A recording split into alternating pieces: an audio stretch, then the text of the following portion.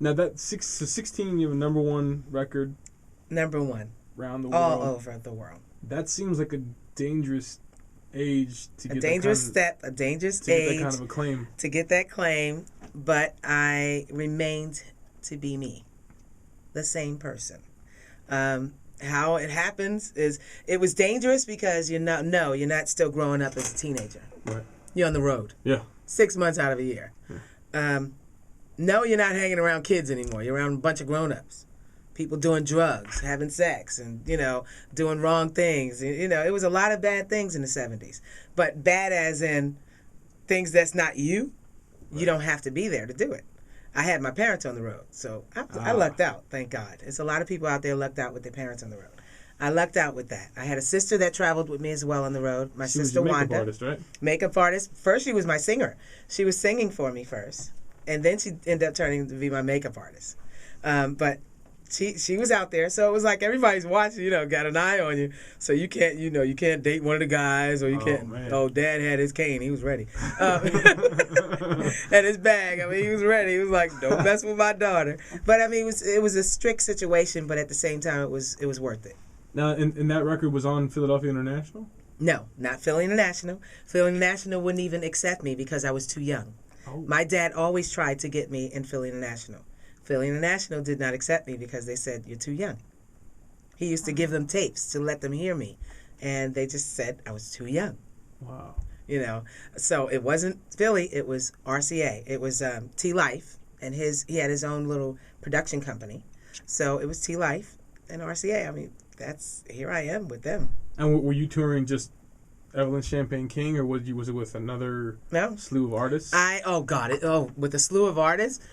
I went on the road with the Bar-Kays, the Ohio Players, wow. Parliament Funkadelic, George Clinton, Bootsy Collins, Sun. There's so many groups.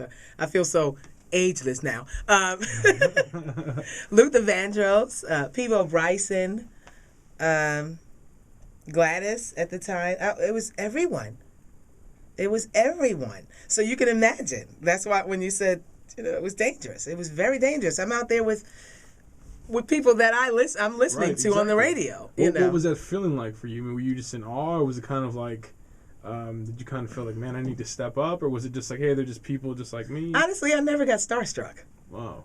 I can honestly say confidence. That. I never got starstruck because I felt like, okay, if I'm going to jump on the stage and do the same thing they're doing and have the people in the palm of my hands, I'm doing a good job.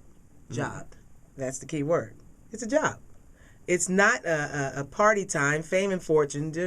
It's not about that, because later on, somebody got to pay the bills, right, or things got to happen. So I never took it as stardom. I still, as of today, knock on wood, I thank God every day I'm like that because of my mom. My mom said some words to me, and it was in my bus when we were touring. It was like, just remember this. If you don't want to be in this, you should get out this bus now and just go home, and we'll go home. You don't want to do this? Because I started crying. We're traveling 6 months out of year. I had no friends. Was this after a while? No boyfriend? Oh, no. It was just traveling for a long time. And I just said, she just looked at me and she said, I said, I love singing. So that's all it was. That's all I lived by. And I was so nervous. At some points I got a little, shy.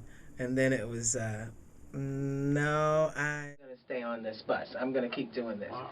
And I traveled, and we traveled, and she said, just so you know, the quicker you got up there, the easier you can fall down. That goes for any artist. So just remember those words. So I keep that in my head. Wow. Every time I hit the stage, and every time I'm off the stage. I have fans. I know I have fans. But I have to let them know that I'm a person first. Right. So treat me as such. At the same time, I appreciate you respecting what I do, but treat me as such so that way it won't be so, you can't get so hung up on what's going on, because you're going to have your job you got to do. Right. We got to come to you sometime. Right. So I'm very proud to know that I was out there with all of those legends. I mean, you're talking groups and people that, even have passed on, I was on the road with. So it's an honor for me. Now, it feels great. From 1977, the first album came out. By the age of 21, you were already cutting your third LP, right? Now, kind of in was it the third or was it the fourth? You did your research. 1981. I'm in Love, right? Mm-hmm. Now, kind of, I was reading an interview with Teddy Pendergrass in Wax Poetics, which is fantastic if you've ever read it. Mm-hmm. Ironically enough, the Philly issue. And wow. he was talking about, in a certain span of those years, you learn a lot about yourself. Between your first album at 17 and being 21, and already doing your third album, what did you kind of felt like you had learned about yourself in terms of from going to just Evelyn Champagne King to now Evelyn Champagne King, the performer on the road with albums? Well, that it's different. It's a lot heavier, heavier here. It's heavy in your head. Your heart is heavier because you got a lot more to deal with. The challenges were different. The music's changed. Your fans have changed. Not to where you gotten the other ones are gone, but you got new fans, and you got it's a whole new world. But at the same time, you're growing up. But I already felt at 16 when I started traveling, I felt like I was 21 when I hit the road.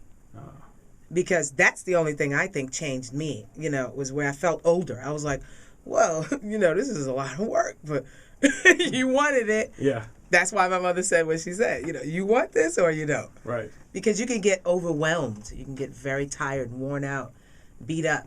But the business part is the hardest, because you can't sit behind a desk and be on stage at the same time. So who's taking care of your business? Where's your funds? I went through, it's a lot of us, not just me. I went through to where we haven't even seen our money, and as of today, there's still some, where's Shane's money? It's things like that. It's a lot of things going on that you don't get to know until later on in life.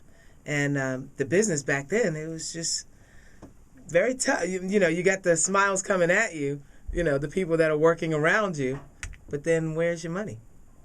So that's what you learn. You learn, make sure you have somebody that's reliable. Thank God I had my parents. They were looking out for me.